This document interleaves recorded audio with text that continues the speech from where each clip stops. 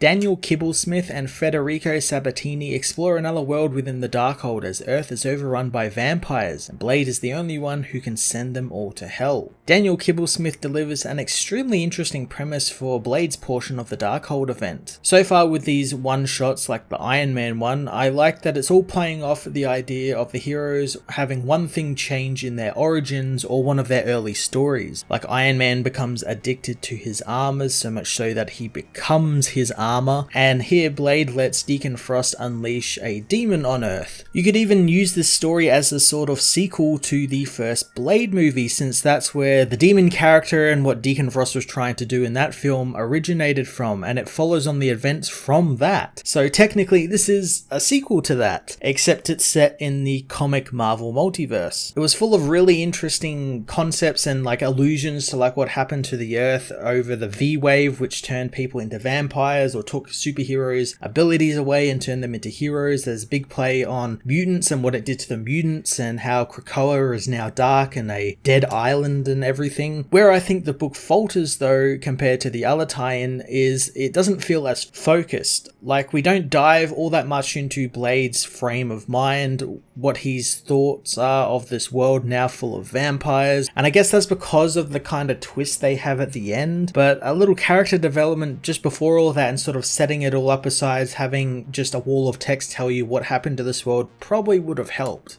Federico Sabatini's wonderful anime-inspired artwork really helped propel the story at breakneck speed, with some really great use of action as well as the colour purple being used on the background to offset all of the bright yellows and oranges and reds from all the different vampires exploding throughout the book. The Darkhold Blade Issue 1 was an interesting, if unfocused, continuation of this Darkhold event, exploring another what-if world with some interesting characters and choices in the story. I'm going to give this issue a 7 out of 10.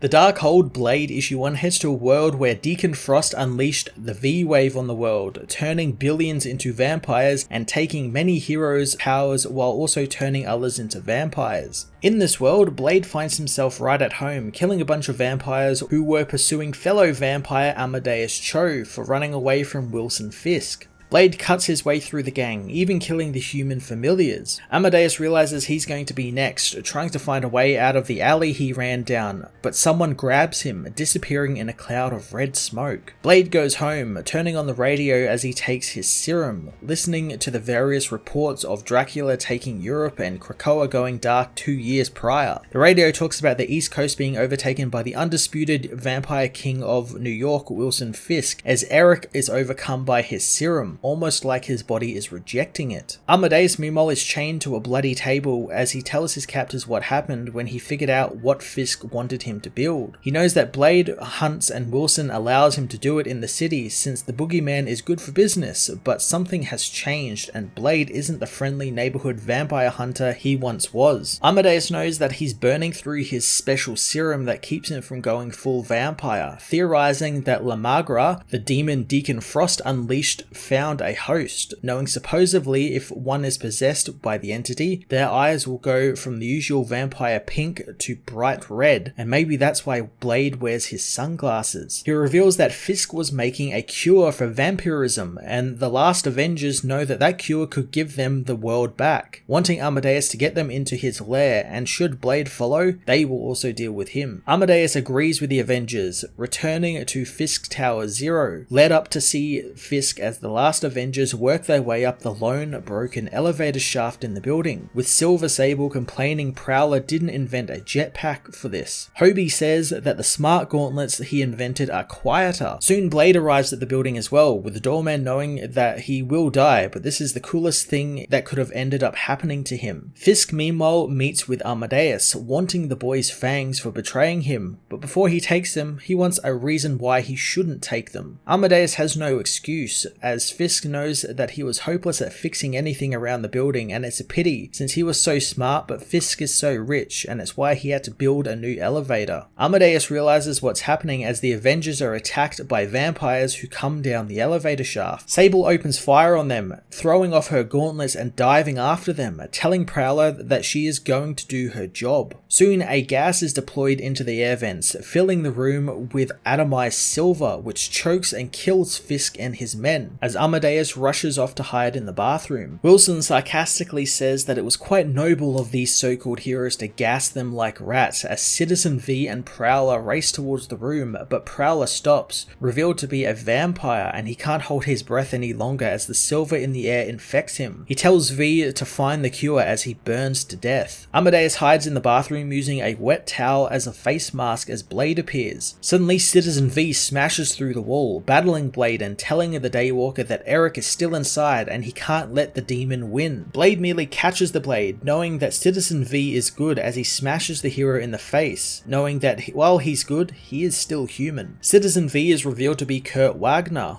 who used the V moniker after losing his powers, knowing that Blade knew him as Nightcrawler before the mutants were erased by the V-Wave. He knows that half of the mutants were turned into humans and the other half into vampires, left to feast on their own family on Krakoa. Before his powers left him though, Kurt was able to teleport into the ocean and escape the massacre. As Blade kills Kurt, Amadeus attacks him from behind, but Blade grabs the boy. He tells Blade to fight the demons so they can go and find the cure together, but Blade however says that he doesn't know what he's talking about, revealing his eyes are pale white, saying that there is no one home but him and there is no such thing as a good vampire. He throws Amadeus out into the rising sun, killing him as he heads into the streets, knowing his mother called him Eric Brooks and his enemies called him the Daywalker, but he named himself Blade, sharpening himself into what the world needed him to be. But now, the world doesn't need protection, it needs a king, and this world now belongs to Blade.